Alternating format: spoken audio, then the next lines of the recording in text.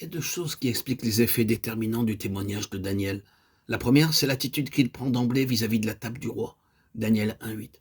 Daniel résolut de ne pas se souiller. Non pas que ce vin ou ces mets eussent quoi que ce soit de mauvais en eux-mêmes.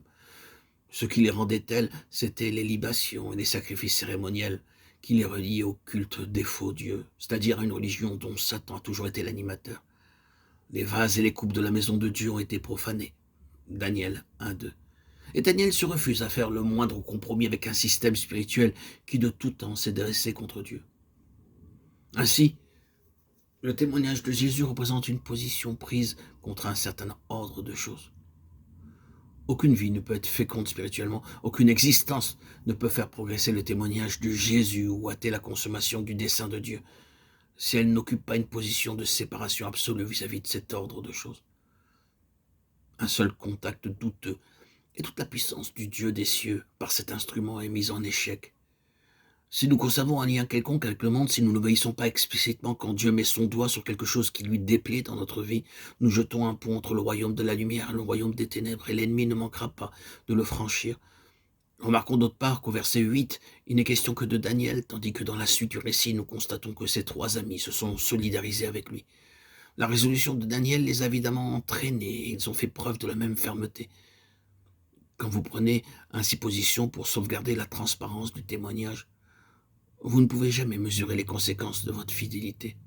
D'autres seront influencés et suivront votre exemple peut-être, sans que vous en doutiez. Le second facteur de la puissance qui se trouve chez Daniel est son refus persistant de s'attribuer ou de se laisser attribuer quoi que ce soit en propre au fait de sagesse, de lumière ou d'influence personnelle. Daniel 2, 27, 28, 30. Daniel 6, 22. Comme ses compagnons, Daniel était de famille noble ou même de race royale, instruit et cultivé. Il représente l'élite de la nation juive, et cependant, il ne laisse entendre en aucune façon qu'il puisse de lui-même faire face à la situation.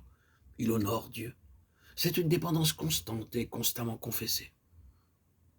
Il est significatif qu'à cet égard, il faut remarquer la différence qu'établit le Saint-Esprit dans Hébreux 11, 33. Daniel croit que c'est un ange de Dieu qui est venu fermer la gueule des lions, et nous le croyons aussi, car l'un n'empêche pas l'autre. Mais le Saint-Esprit dit que c'est le prophète lui-même, par la foi. Un instrument qui doit ici-bas manifester le ciel et sa puissance en les opposant victorieusement à la puissance de l'ennemi et en faisant pour finir fléchir tous les genoux ne peut être qu'absolument dépendant de Dieu. L'enfer ne sera jamais vaincu que par un instrument qui en lui-même sera réduit à l'impuissance. Mais pour comprendre la vraie portée du témoignage de Daniel, il faut en voir l'arrière-plan et en contempler la fin. D'une part, la souveraineté de Dieu, d'autre part, l'acharnement de Satan pour faire disparaître l'instrument du témoignage. Telle est la nature du conflit. Daniel et ses amis ne font pas partie des magiciens astrologues, enchanteurs et chaldéens mandés par le roi. Néanmoins, on cherchait Daniel et ses compagnons pour les faire périr. Qu'est-ce donc que ce massacre, sinon un stratagème de l'ennemi, pour atteindre en marge de ceux qui ont déplu au roi, ceux qui lui déplaisent à lui, et cela sans même qu'on leur ait donné l'occasion de chercher une solution aux problèmes posés. Mais tous ces problèmes sont vains. La vie de Daniel tout entière est une démonstration de la souveraineté de Dieu. Ainsi vécut Daniel. Daniel continua, c'est-à-dire qu'il maintint l'attitude prise jusqu'à la première année du roi Cyrus, Daniel 1, 21, époque à laquelle un reste fruit de son témoignage et de celui de ses amis reprit le chemin de Jérusalem. Esdras 1, 1. Daniel devait être un vieillard alors. Mais il y a plus. La persistance du témoignage de Daniel dépasse les limites du temps. Voyez le dernier verset du livre, tu seras debout pour ton héritage à la fin des jours. Debout. Cet homme qui n'a pas plié et dont la vie a été pour Dieu l'occasion d'une constante démonstration de souveraineté à la fin des jours. Quand tous les royaumes du monde ont croulé, il est là, debout.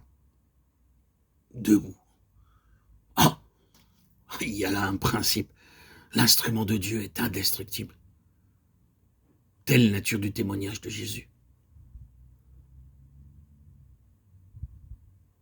Sans le secours d'aucune main, une puissance est constamment à l'œuvre sur la terre, défiant le temps, les trônes, les épreuves, la mort, attestant jusque dans les palais des rois l'existence d'une juridiction supérieure, et se perpétuant en dépit de tous les efforts de Satan pour la supprimer. Telle est notre vocation. Dieu veut que nous soyons en communion avec lui, avec son Fils, pour l'exercice de leur gouvernement sur la terre.